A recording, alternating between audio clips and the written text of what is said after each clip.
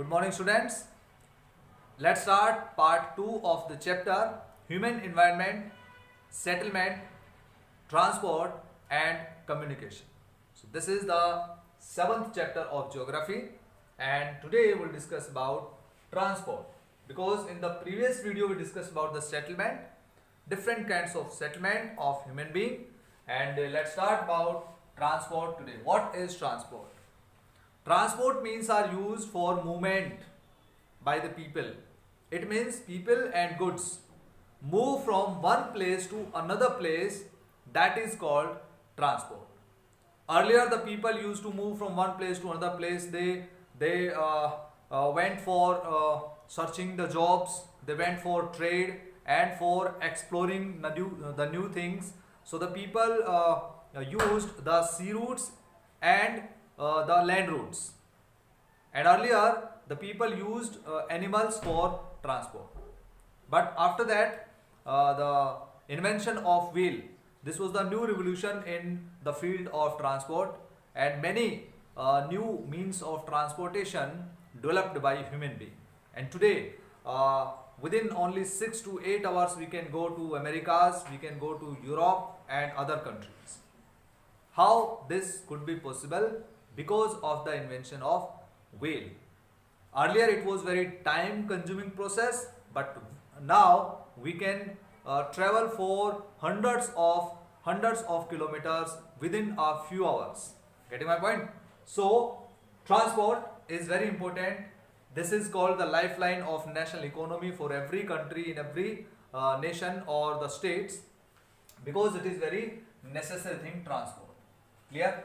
But in spite of development in technology, the transport means are used faster. Transport means are used by human being, but still animals are used by human being for transportation. For example, llamas are used in the Andes mountains in South America. Yaks are used in Tibet. In India, donkeys, mules, camels, etc. are used for transportation in our country. So now let's discuss about transport. As you know that what is transport? It is the means that is used for movement by the people and goods. Clear?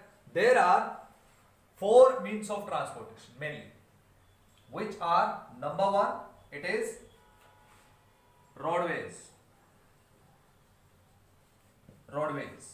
Number 2, railways. Railways. Number 3, airways. And number 4, this is waterways. Right? Now let's discuss in detail about these means of types of transport, right, one by one. The first means of transport is roadways. This is the most important means of transport because it is used for short distances and it provides door-to-door services, door-to-door connectivity for transportation. This is also very important for other means of transportation. For example, if you want to go to airport, you have to take the help of roadways, right? If you want to go to railway station, want to go to the port, then you have to use the roadways as assist, right? So roadways are very important, and it is built in difficult terrains also, like deserts, forests and high mountains. For example, Manali Leh highway is the highest roadways in the world. Clear? So in this way we can build roadways in difficult terrains, but railways is not possible in the difficult terrains. In the mountainous areas, railways laying down process is very difficult and very expensive, and to some extent we can say that this is the impossible thing to lay down the railway tracks on the mountains. Getting my point? But roadways is possible to be built in the difficult terrains. So it is very important. Roadways can be of two types: metalled roads and unmetalled. Kacha roads, also known as, and these are known as pakka roads. You can see in this image metalled roads and unmetalled roads. In India, there are different kinds of roadways. We can classify the roadways in different types. For example, golden quadrilateral super highways. We'll discuss about this.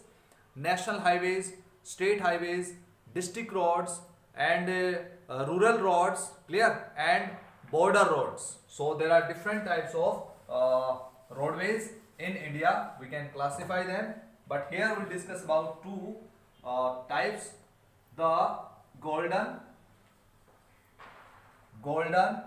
quadrilateral super highways.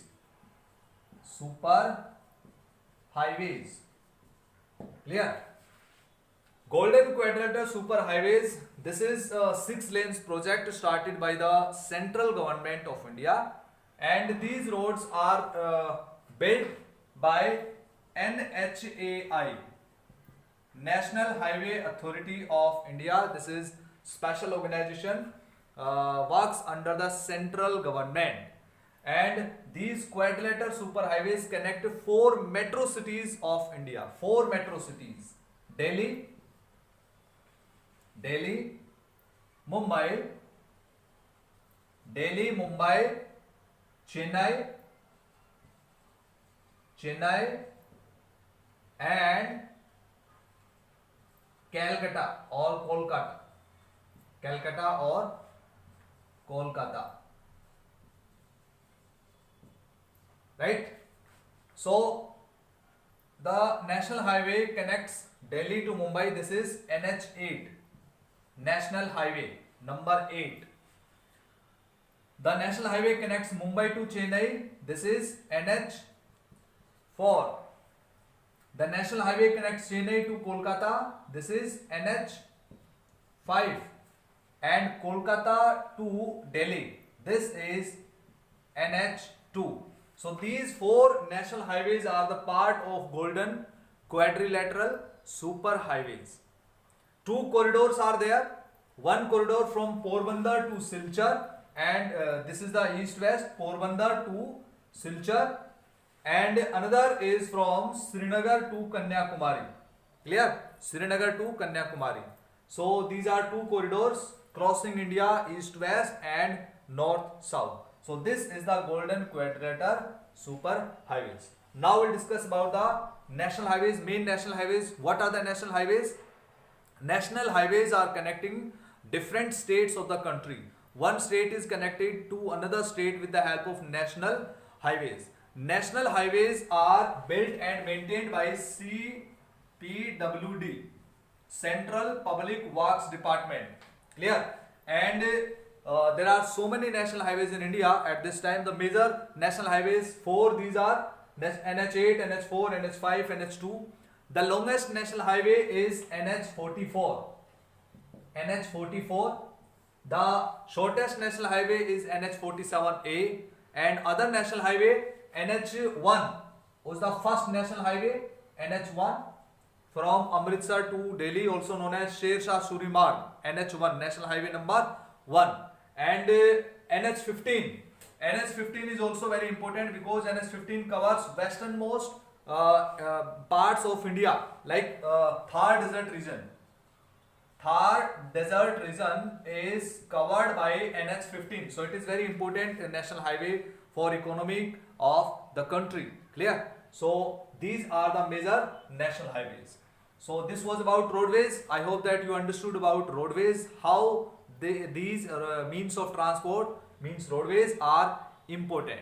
What are the benefits, what are the advantages of roadways, why these are important more important than railways, and what are the major national highways and roadways in India. So now we'll discuss about railways. The next topic is railways. This is the second topic, railways, and a very important means of transportation, because it is very important for heavy and bulky goods. For the movement of heavy and bulky goods, railways are very important. Railways are the most appropriate. And for big number of passengers are carried by the railways. Very big number of passengers is carried by railways in India. So it's very important. The first train in India was started in 1853 from Mumbai to Thane. Mumbai to Thane. This was the first train ran in India, Mumbai to Thane, and Indian Railway Department was established. So the main advantages of railways are that it's very important for transportation of heavy and bulky goods.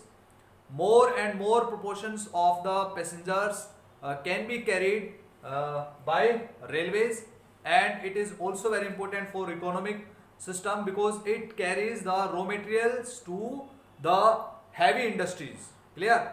For example, iron industry. So much iron ore is carried by railways. Clear? And this is very important for energy generation because with the help of railways, coal is transported from the coal producing areas to the thermal power plants. So in this way, railways is very important means of transportation in India. But there are some problems of railways. What are the challenges or problems of railways? Today railways are facing some problems like old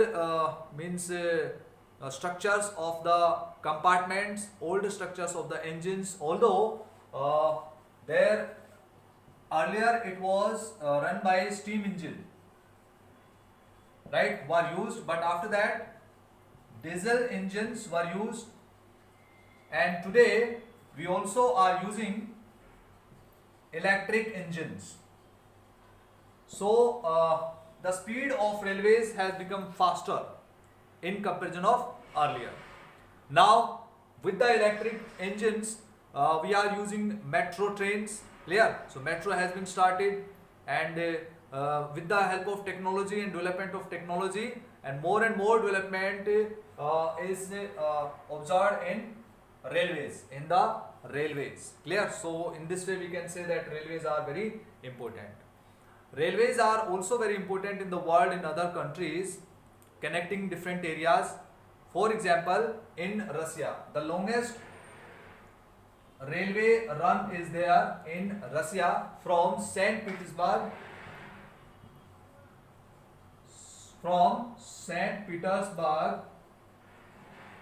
to